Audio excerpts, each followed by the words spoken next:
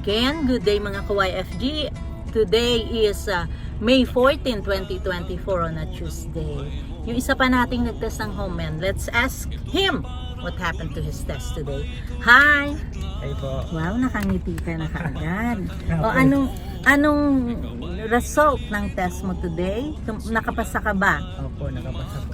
Wow, congratulations! Ilang takes ito? One take lang. Take one, very good ka. Anong masasabi mo sa test today? Madali ba siya?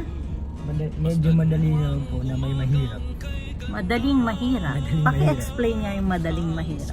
Madali po kasi yung mga keywords na sinasabi ni ma'am sa amin, lumalabas po.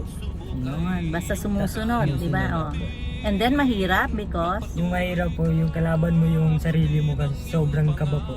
tama. So dapat talaga, ano yung sabi ko, relax, inhale, exhale. Yan. Exhale, yan. Sinunod mo ba yon? Hindi po. Dahil hindi mo siya sinunod, Grabe yung gabang eh.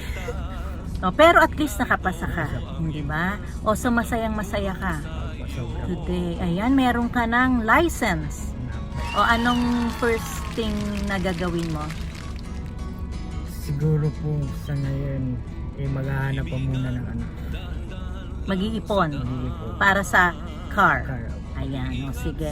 Okay, thank you very much for trusting us. And syempre, pasalamat din tayo sa Lord na nag-guide sa inyo rin, nagbigay ng wisdom para makapasa kayo.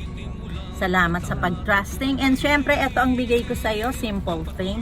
Dahil nagsikap ka mag-test at mag-review. Okay? Thank you for trusting you first.